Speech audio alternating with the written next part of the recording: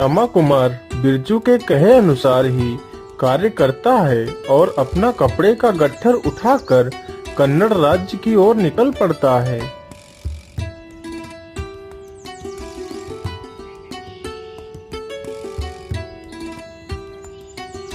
आइए आइए, अच्छे अच्छे कपड़े, दस्ताने व टोपियां लेकर जाइए।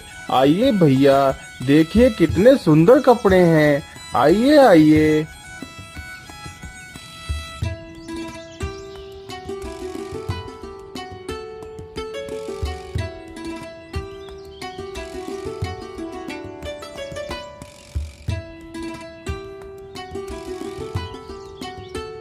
श्यामा कुमार को कपड़े बेचते बेचते शाम हो जाती है और तो कपड़े बिक जाते हैं, लेकिन वह गलीचा खरीदने की किसी की हिम्मत नहीं होती। चलो चलो, राजा के पास चलो। तुम्हारा जो भी सामान नहीं बिका है उसे राजा जी खरीद लेंगे। श्यामा कुमार अपना गलीचा उठाता है और राजमहल में पहुंच जाता है।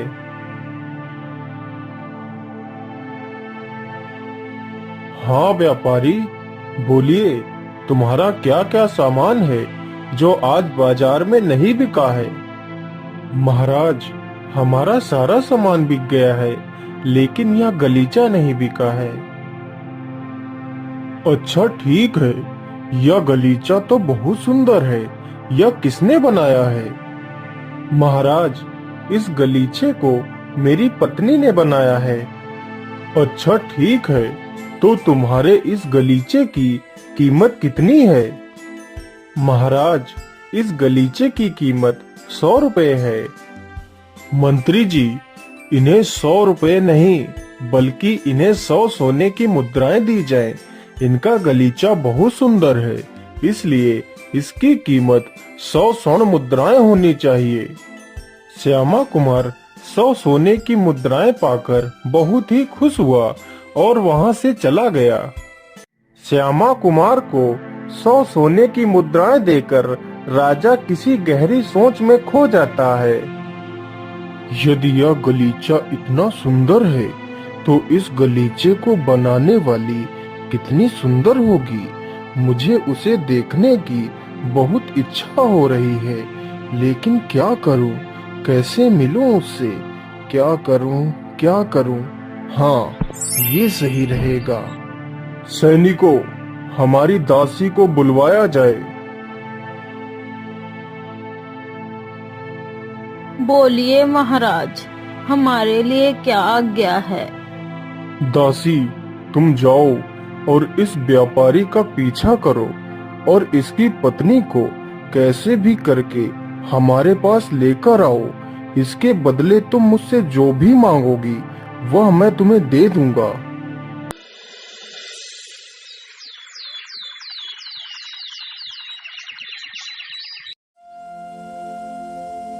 फिर वह बुढ़िया एक नवजात बच्चे को लेती है और श्यामा कुमार की तलाश में निकल पड़ती है। श्यामा कुमार को ढूंढते ढूंढते वह उसी बाजार में पहुंच जाती है जहां श्यामा कुमार कपड़े बेचा करता था।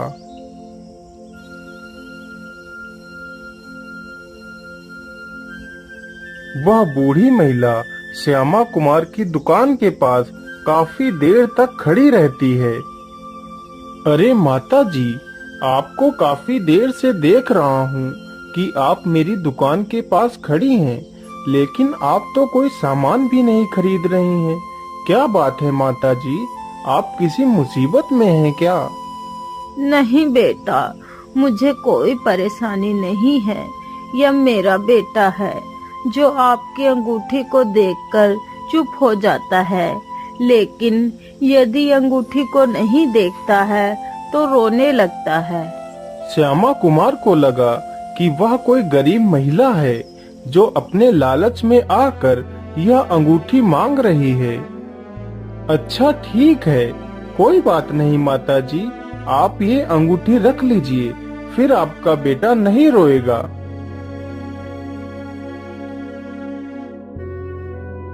अरे पुत्र, तुम तो बहुत महान हो। तुमने तो मुझे इतनी कीमती अंगूठी उतार कर दे दी। वैसे तुम रहते कहाँ हो? तुम्हारा घर कहाँ है? माता जी, मेरा घर रंजकपुरी में है। मैं वहीं पर अपनी पत्नी के साथ रहता हूँ। फिर वह बूढ़ी महिला श्यामा कुमार के घर जाती है। अरे बेटी, तुम जल्दी से तैयार हो जाओ और मेरे साथ चलो। अब तुम्हें इस झोपड़ी में रहने की कोई आवश्यकता नहीं है। राजा साहब ने तुम्हारे पति को एक सुंदर सा घर दिया है। लेकिन माताजी, आप कौन हो? मैं तो आपको जानती नहीं हूँ, इसलिए मैं आपके साथ नहीं चल सकती।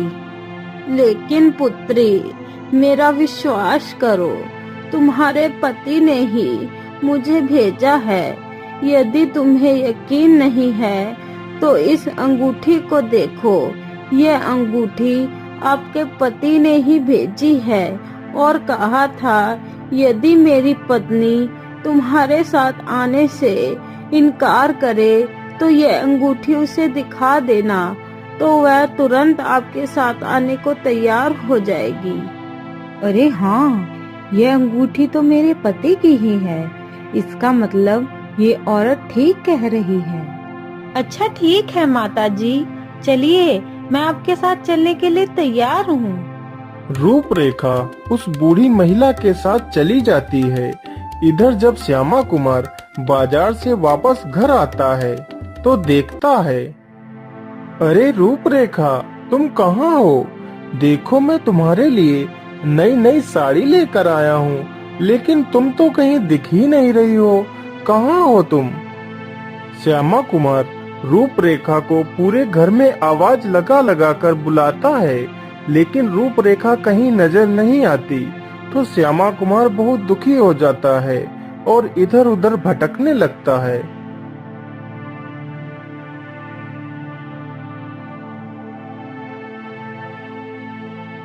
आखिर तुम मेरे साथ विवाह क्यों नहीं कर सकती? क्या रखा है उस मामूली से आदमी में? मैं तुम्हें रानी बनाकर रखूंगा। तुम जो भी इच्छा करोगी, मैं उस इच्छा को पूरा करूंगा। नहीं महाराज, मैं आपसे विवाह नहीं कर सकती हूँ। मैं अपने पति को नहीं छोड़ सकती। वह मेरे लिए किसी राजा से कम नहीं है। नहीं नहीं रूपरेखा, तुम्हें उसे छोड़ना ही पड़ेगा और मुझसे शादी करनी ही पड़ेगी। अगर तुम ऐसे नहीं मानोगी तो मुझे तुम्हारे साथ जबरदस्ती करनी पड़ेगी। हे ईश्वर, मैं अपनी इज्जत इस दुष्ट राजा से कैसे बचाऊं? मैं तुमसे आखिरी बार पूछ रहा हूँ, तुम मुझसे विवाह करने के लिए तैयार हो या नहीं? महाराज, मैं आपसे विवाह करने के लिए तैयार हूँ, लेकिन मेरी एक शर्त है। बोलो रूपरेखा, तुम्हारी क्या शर्त है? मैं तुम्हारी प्रत्येक शर्त को मानने के लिए तैयार हूँ। नहीं महाराज, मैं अपनी शर्त ऐसे नहीं बताऊंगी। पहले आप मुझे वचन दीजिए कि आप मेरी शर्त मानेंगे। ठीक है रूपरेखा, मैं तुम्हें वचन देता हूँ। मैं तुम्हारी हर एक शर्त को मानने के लिए तैयार हूँ। तो सुनिए महाराज, मैं आपसे विवाह तो करूंगी, लेकिन अभी नहीं। मुझे 6 महीने की मोहलत दो। 6 महीने बाद मैं आपसे विवाह करूंगी। तब तक आप मुझे मेरे हिसाब से जीने दो। फिर रूपरेखा उसी महल में रहने लगती है। इधर श्यामा कुमार भटकते भटकते एक दिन उसी राज्य में पहुंच जाता है।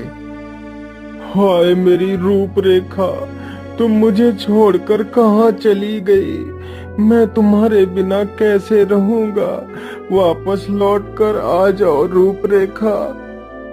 यह आवाज तो मेरे पति की लग रही है। अरे, यह तो मेरे पति ही हैं। अरे सुनो दासी, इस पागल को मेरे पास ले आओ। अरे सुनो भाई, तुम्हें हमारी महारानी बुला रही हैं, चलो उनके पास। दासी, तुम अब जा सकती हो। अजी, आपने ये क्या हाल बना लिया है? लेकिन रूपरेखा, तुम मुझे छोड़कर यहाँ क्यों चली आई? मुझे अकेला क्यों छोड़ दिया रूपरेखा? तुमने मेरे साथ धोखा क्यों किया? नहीं स्वामी, मैंने आपके साथ कोई विश्वासघात नहीं किया है। मैं यहाँ अपनी मर्जी से नहीं आई हूँ, मुझे यहाँ छल से लाया गया है। फिर रूपरेखा श्यामा कुमार को पूरी कहानी सुनाती है। लेकिन रूपरेखा, अब तुम मेरे साथ वापस कैसे चलोगी? स्वामी, मेरी बात ध्यान से सुनो। यह लीजिए कुछ स्वर्ण मुद्राएं और जाइए एक घोड़ा खरीद कर ले आइए और रात में यहीं पर रुकना। अगर राजा पूछे तो कह देना मैं एक व्यापारी हूँ, आज रात यहीं पर रुकने की अनुमति दे दीजिए और जैसे ही रात के 12 बजेंगे तो हम दोनों भाग जाएंगे।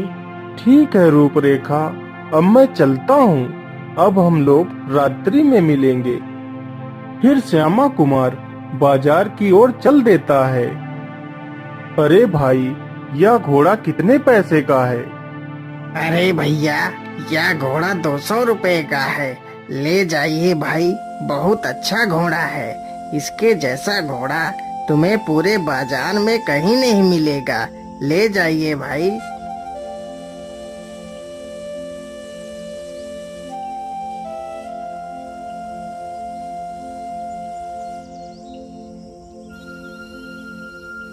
अरे पहरेदारों, मैं एक व्यापारी हूँ, मुझे आपके राजा से मिलना है।